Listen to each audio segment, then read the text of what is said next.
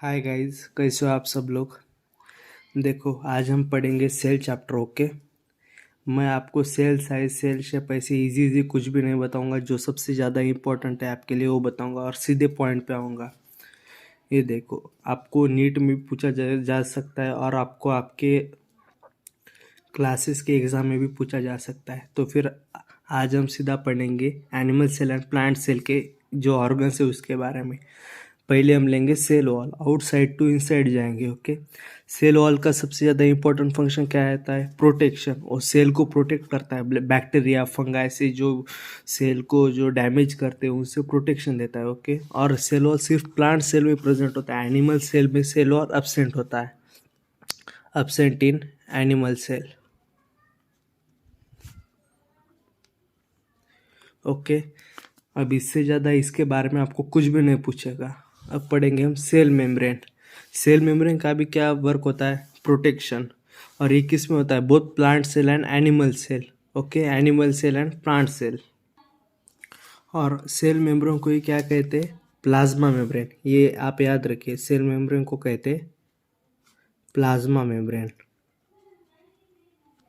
Cell membrane को ही जो plasma membrane कहते हैं वो सेलेक्टिवली परमेबल होती है। आज अब हम पढ़ेंगे रफ एंडोप्लाज्मिक रेटिकुलम। इसको रफ क्यों कहते हैं? क्योंकि इसकी जो लाइनिंग है उसके ऊपर राइबोसोम प्रेजेंट होता है। और आप तो जानते हो राइबोसोम को क्या कहते हैं? Protein factory.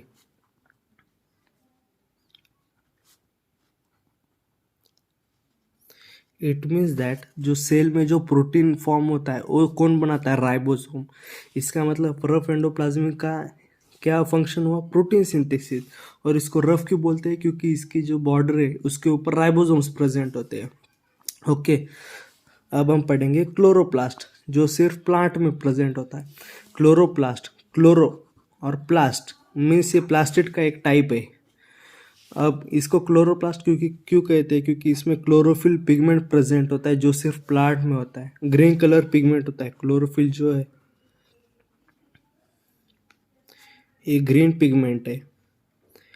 जो एटोट्रॉप्स है, जो फूड सिंथेसिस कहते हैं, जो फूड सिंथेसिस करते हैं एटोट्रॉप्स है, उसमें क्लोरोप्लास्ट प्रेजेंट होता है और क्लोरोफिल होता है। क्लोरोफिल एक ग्रीन पिगमेंट है और क्लोरोप्लास्ट को ही कहते हैं किचन ऑफ द प्लांट।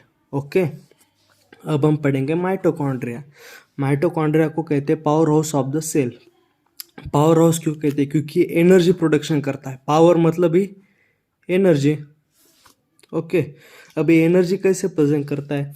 जो हम फूड इंटेक करते उस फूड को, जो प्लांट जो फूड बनाता है उसका क्या करता है? ऑक्सीडेटिव रेस्पिरेशन, ऑक्सीडेशन करता है उस फूड का। और ऑक्सीडेशन करके क्या करता है? एनर्जी फॉर्मेशन करता है। इसलिए इसको क्या बोलते हैं? Power house of the cell. अब हम पढ़ेंगे वैक्यूल। वैक्यूल मैक्सिमम साइज कितना होता है प्लांट सेल में? 90% वॉल्यूम में कवर करता है सिर्फ प्लांट सेल में। और इसको बोलते हैं डस्टबिन। डस्टबिन क्यों बोलते हैं? वेस्ट मटेरियल को स्टोर करता है। प्लांट में जो भी वेस्ट मटेरियल फॉर्म होता है, जैसे सेल सैप हो, सेल सैप हम नहीं बोल सकते, वाटर, और जो फूड सिंथेसिस करते हैं उसके बाद जो भी वेस्ट मटेरियल फॉर्म होता है ये सिर्फ वैक्यूल में स्टोर होता है। और ये प्लांट सेल का लार्जेस्ट ऑर्गेनेल है। एनिमल सेल में ये मे भी प्रेजेंट हो सकता है और नहीं भी। सेल सैप, सेल सैप मतलब जो सेल के अंदर प्रेजेंट है जो फ्लूइड लाइक स्ट्रक्चर, उसको हम कहते हैं सेल सैप। ओके। अब हम आगे जाएंगे। ये देखो बॉयज, मैं आपको सिर्फ इम्पोर्टेंट पॉइंट बता रहा हूँ, मैं आपके साथ कुछ भी टाइम पास नहीं कर रहा हूँ यहाँ पे। जो सीधा पॉइंट है मैं सिर्फ वही बता रहा हूँ जो आपको एग्जाम में पूछा जा सकता है। और अभी हमने सेल सैप पढ़ा है, वैक्यूल पढ़ लिया। अब हम पढ़ेंगे साइटोप्लाज्म। साइटोप्लाज्म में मैक्सिमम एक्टिविटीज ऑकर होती है। सेल के जो मैक्सिमम एक्टिविटीज होते हैं वो साइटोप्लाज्म में होती है। इसलिए साइटोप्लाज्म को क्या बोलते हैं? Main area of the cell. Main area मतलब जो सबसे ज़्यादा रिएक्शन होते हैं साइटोप्लाज्म में, इसलिए उसको main area of the cell बोलते हैं। अब ये स्मूथ एंडोप्लाज्मिक रेटिकुलम, इसको स्मूथ क्यों बोलते हैं?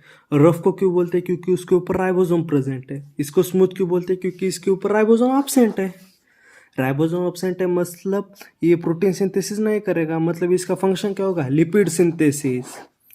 जो सेल में अब लिपिड बनेगा वो कौन बनाएगा? Smooth endoplasmic reticulum. इसके ऊपर क्या होगा? Ribosome absent. इसलिए क्या बोलते हैं इसको, स्मूथ एंडोप्लाज्मिक रेटिकुलम। अब न्यूक्लियस, न्यूक्लियस को बोलते हैं ब्रेन ऑफ द सेल। ये सेल के ऑल एक्टिविटीज़ को कंट्रोल करता है। मतलब जैसे ह्यूमंस में ब्रेन सब कंट्रोल करता है बॉडी को, वैसे न्यूक्लियस सेल के अंदर की सारे एक्टिविटीज़ को कंट्रोल करता है। न्यूक्लियर मेम्ब्रेन का फंक्शन क्या होता है, nuclear envelope, nuclear membrane. Cell wall का फंक्शन, जैसे सेल मेम्ब्रेन का फंक्शन होता है प्रोटेक्शन, वैसे न्यूक्लियर मेम्ब्रेन और न्यूक्लियर एनवलप का फंक्शन प्रोटेक्शन टू न्यूक्लियस। जैसे सेल मेम्ब्रेन सेल को प्रोटेक्ट करता है, वैसे न्यूक्लियर मेम्ब्रेन न्यूक्लियस को प्रोटेक्ट करेगा। ओके गाइज, अब हम देखेंगे लाइजोसोम। अभी देखा हमने न्यूक्लियर एनवलप जो प्रोटेक्शन करता है न्यूक्लियस को। लाइजोसोम मतलब जिसमें सारे हाइड्रोलाइटिक एंजाइम्स प्रेजेंट होते हैं, और ये जो हाइड्रोलाइटिक एंजाइम होते हैं ये सिर्फ एसिडिक पीएच पे एक्टिव होते हैं। एसिडिक पीएच पे ये सिर्फ एक्टिव होते हैं, एक्टिव एट एसिडिक पीएच। ये देखो मैंने यहाँ पे पॉइंट डिनोट किया है, इसलिए इसको क्या बोलते हैं, सुसाइडल बैग। मतलब जो भी अब सेल में जो वेस्ट मटेरियल है और जो भी बैक्टीरिया वगैरह उनको मारने का काम ये करता है, इसलिए इसको suicidal bag of the cell कहते हैं। अब देखेंगे राइबोसोम। आपको मैंने अभी बताया राइबोसोम का फंक्शन क्या होता है, प्रोटीन सिंथेसिस, जो रफ एंडोप्लाज्मिक रेटिकुलम पे प्रेजेंट होता है। और राइबोसोम को क्या बोलते हैं, protein factory of the cell. Okay, अब देखेंगे गोल्गी apparatus। गोल्गी apparatus को बोलते हैं traffic police of the cell. ये सबको अपने आपके रास्ते भेजेगा। इसके पास क्या हो गए, वेसिकल्स हो गए। इसका फंक्शन क्या होता है, जो स्मूथ एंडोप्लाज्मिक रेटिकुलम जो लिपिड बनाएगा उसका ग्लाइकोसाइलेशन करना, ये इसका काम है। ग्लाइकोसाइलेशन मतलब जो लिपिड फॉर्म हुआ है उसके ऊपर एक ग्लूकोज की लेयर चढ़ाना, इसको ही बोलते हैं ग्लाइकोसाइलेशन। ओके, ये देखो बॉयज, मैंने आपके लिए यहाँ पर सारा सेल चैप्टर यहाँ पे सिंपल वे में क्लियर कर दिया है। इसका बाहर के लिए आपको कुछ भी नहीं पूछेगा, सेल ऑर्गन इसके बाहर से आपको कुछ भी नहीं पूछेगा आप यहाँ से। Okay, bye guys.